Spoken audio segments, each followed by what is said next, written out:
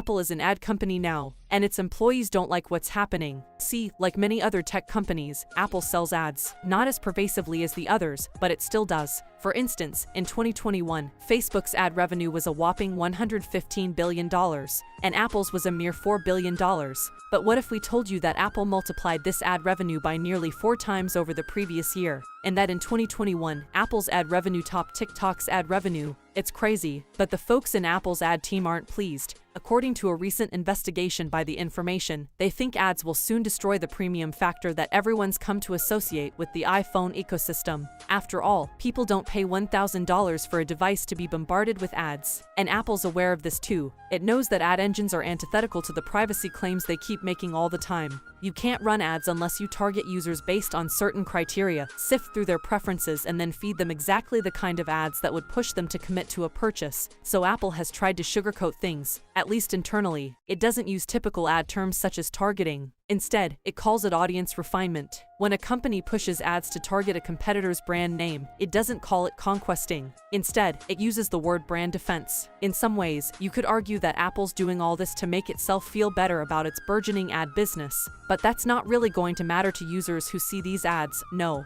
they won't care if they're a part of audience refinement. They'll only know that Apple's not walking the talk. Imagine wanting to kill the intrusive ad businesses elsewhere, but then replacing those ads with your own. It's a bit hypocritical. And if you don't fully follow what's happening here, let us explain. Okay, remember when Apple introduced something called App Tracking Transparency last year? If you opened the Facebook app on your iPhone, you would have received a prompt that said something like this: allow Facebook to track your activity across other companies' apps and websites.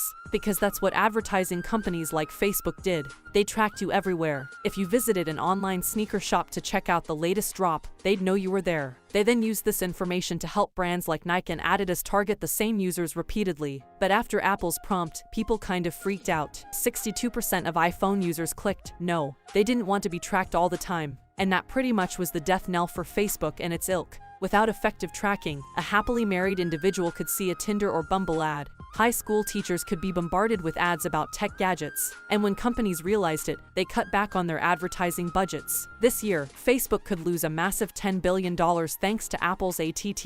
And you know this by now, all the advertising dollars are going to Apple. That's why its revenues from ads have soared nearly 4 times. Sure, people could argue that Apple's intention with ATT was still privacy-oriented. But come on, do you really think a massive conglomerate such as Apple didn't really see the second-order effects here? Maybe Apple really wanted to kill its competition. Why? Well, think about it. What does Apple really sell? Hardware. But it's getting harder to sell iPhones and iPads. Smartphone sales are plateauing. After all, you can't keep creating gadgets that are only slightly better each year and expect them to drive massive growth. So, Apple needs a side hustle. It needs to drum up revenue. And the ad business is a money spinner. But how could Apple compete effectively against established players? Well, precisely by doing what it did last year, hurt the competition. And now that it has tasted success, it may want to show ads everywhere. On Apple Maps, on Apple Podcasts, on Apple TV, every piece of Apple real estate actually. Because Apple wants to hit the $10 billion ad revenue mark.